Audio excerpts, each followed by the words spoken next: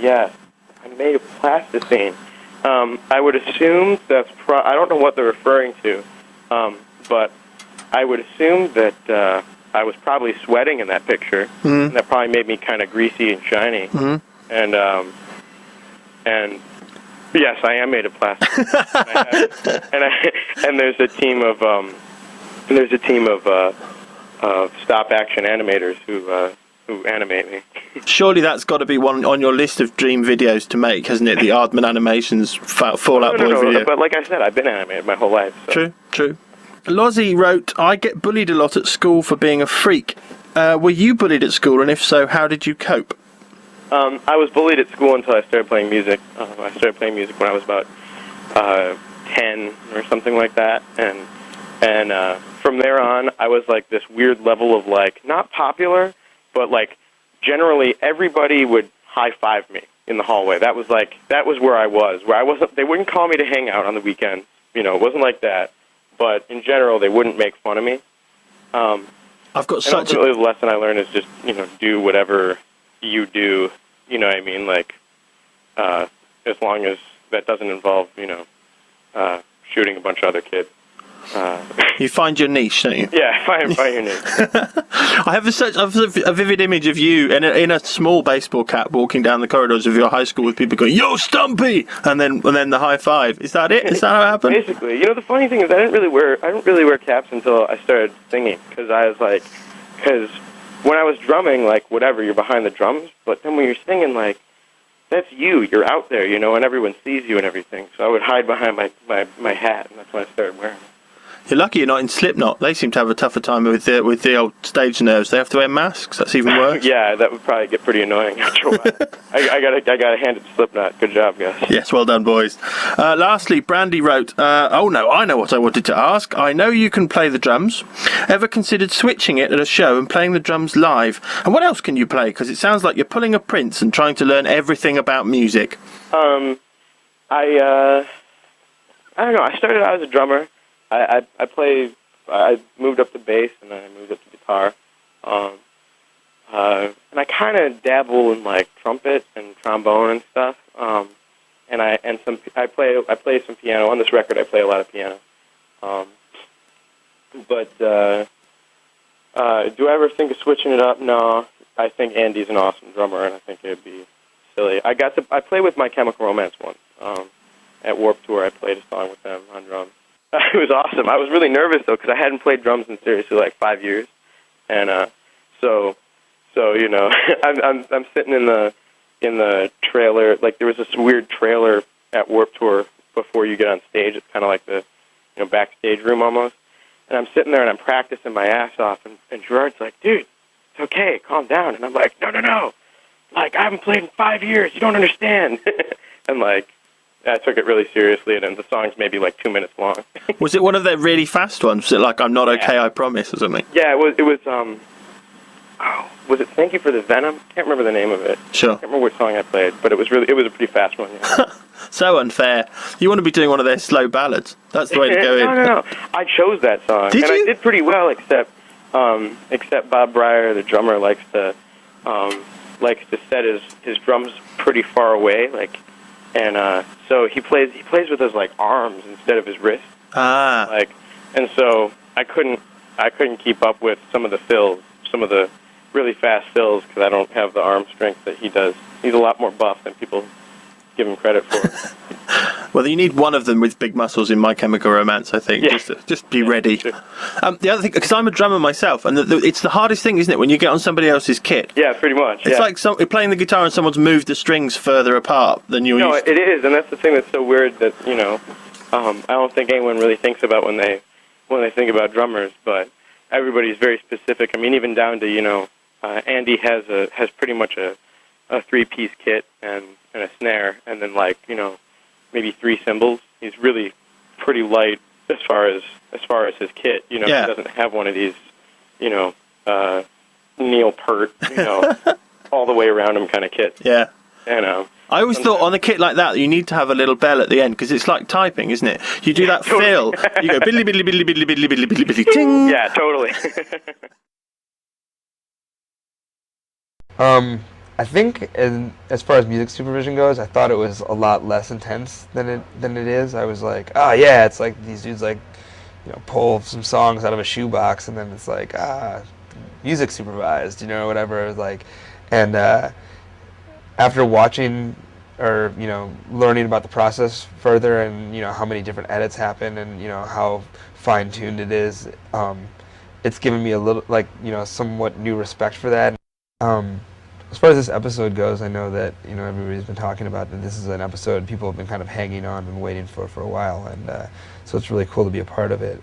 I used Panic at the Disco, and I think that it's a band that's been huge in the last year and kind of had this huge impact on MTV, but I don't know necessarily that it's kind of really crossed over where they've been a part of any shows, really, or whatever. And I think that was one of the cool things, to be able to kind of intro the show with Panic at the Disco.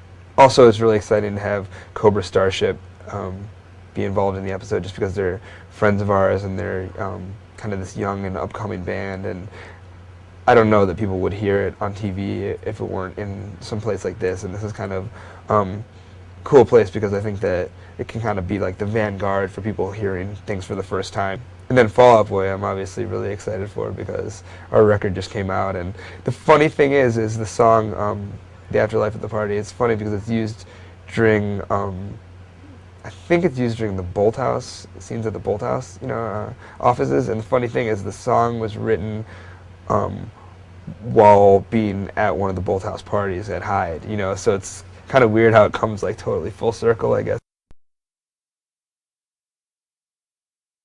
The thing you're really lacking over here is ketchup and peanut butter. Your mayonnaise is great. Your chocolate is far superior to ours. Is that right? Your peanut butter and your ketchup sucks. I would suggest only importing it, and I would say that if there's anybody in here who wants to make $1 million or maybe $1 billion, I'd open one Taco Bell. Like, put it in like Birmingham or something like that. One Taco Bell in all UK, you'll be a billionaire, I promise you. No, I'm not that into this thing, you know what I mean? When I go on airplanes, my guilty pleasure is to read gossip magazines. Unfortunately, I don't like reading about myself in them. No. The funniest thing about it is I feel like we know more about Brad Pitt and Angelina Jolie than we do about the war in Iraq, which is kind of a sad thing. Oh man, I hate this guy.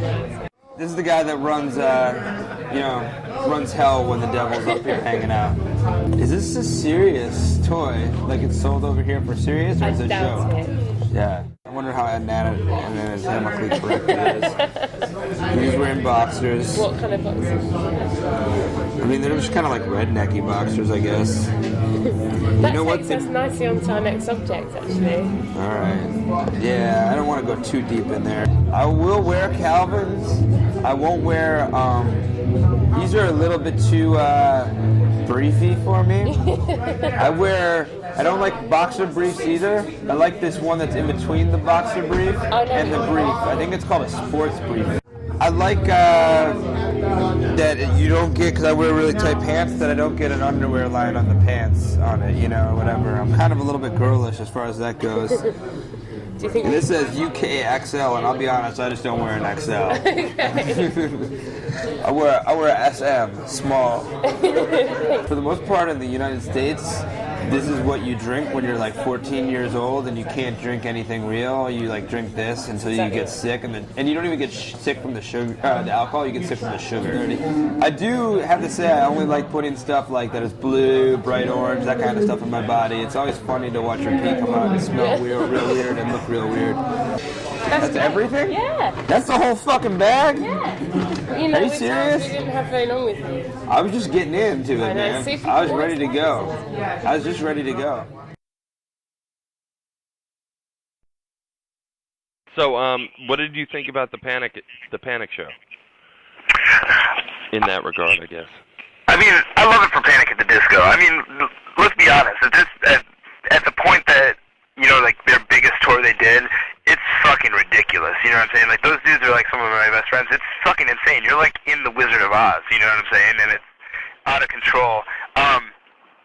It wouldn't ever work for Fall Out Boy, and I think people always think that we're essentially the same band, kind of, or whatever. Yeah. But like can't get away with shooting monkeys out of a cannon or whatever. You know, like, it doesn't work for our band at all, you know, and we're more of a rock band and they're more of a theatrical band, and it definitely, like, works for those dudes. And, like, when I'm seeing it, I'm like Ryan's like, we're gonna have a circus tent on stage, you know, and, like, you know, the dancers are gonna look like animals. And I was like, that's insane, and I didn't think it was gonna happen, and it did. And to be honest with you, the first time I saw it, I think that I thought it was the best show that I've ever seen. Do you ever think that those guys were kind of not intentionally, but stealing your thunder a little bit? It's this Frankenstein, you know what I'm saying? Like, who could have ever predicted that, you know? And when they started selling on par with Fall Out Boy, and then when they started outselling us a week, you know, I mean, yeah, I mean, it's disconcerting, you know, but at the same time, like, they're your friends, and you've been a part of the process, kind of, you know, or whatever, so it's exciting, and it's like, who knows if I would ever be on the cover of Rolling Stone. Like, I think that it's awesome. I mean, like, as a part of you, like, yeah, man, I wish that my band was on the cover of Rolling Stone, but, like, they're friends of mine, and it's a creative process that I've been a part of, and I think it's cool, and it's exciting, and it's really insane because the dudes are, like, 19 and 20 years old, you know, or whatever, and, I don't know. I think, I mean, more than anything, you know, we've had a really good relationship with them and the other couple bands on our label, so there's not really, like, any jealousy or weirdness because, like, they'll do that, but then we'll do this, and, you know, like, everybody does different things and has different strengths in different areas, you know, and I don't think that, like, I think that people would assume there would be far more jealousy on anybody's part, you know, kind of, than there is, and there's not, you know. I mean, we all get along pretty well and are happy and supportive of each other. What happened with the unfortunate news about the record leaking? How do you find out about that?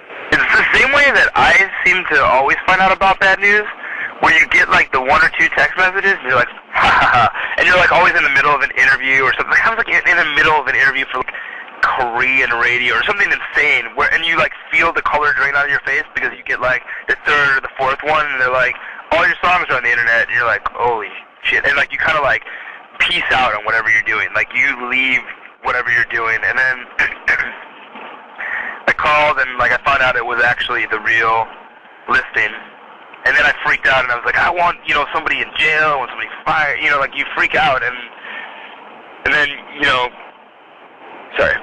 you realize that, or we found out that it got traced to a plant in, like, Asia, you know, a manufacturing plant, and at that point you're like, well, there's not really anybody to yell at or anything about that, you know. I'm sure it's just some, you know, minimum wage worker who doesn't know what Fall Out Boy is, or does, and just doesn't really have any comprehension of it mattering to them at all, you know. And it's like, it just comes to the point where you're like, how can we even make CDs anymore? Because, like, we were pretty, like, we treated this thing like I didn't really know, like Lord of the Rings, where we, like, split up the record and sent it to the four ends of the earth, and, like, no one in the band had the record, and, you know, journalists didn't hear, like, I don't think a lot of people, most people weren't able to get no one was able to get all the songs.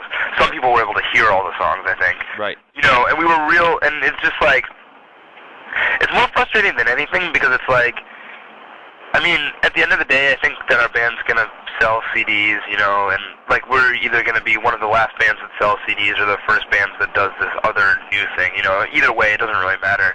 But, like, it's just frustrating because you have this, like, thing that you want to present in a certain way, you know, like, and you've spent all, you know, months and months, and you've been so careful about it, and you really want to present it, and it feels like somebody going under the tree on, like, December 27th and just being like, these presents rule. They kind of suck, but, like, I looked at them all, you know, or whatever. Yeah. So, I don't know. But, like, then, at the end of the day, you're just kind of like, I don't even, you know, I mean, what are you going to do? It's just going to happen. Like, our band was made this way, you know? Like, this is the same way our band was made, through this kind of viral, intensely viral, organic thing, and if that's the same way that this record gets out, or, you know, whatever, I think our ups and downs are all going to happen the same way. So I heard you guys play last night. How would it go?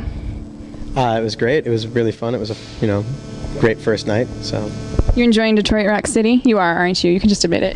Yeah, all the crackheads are making me feel very welcome. Isn't it nice and cozy here? Oh yeah, I can't walk down the street without, you know, getting asked for money for crack Or tripping over somebody. or just crack in general. Yeah. Crack. It's pretty good, though. It's good time. Jason had this super bad fuck up, but other than that, it was smooth. What happened? I don't know what happened. Should I not even?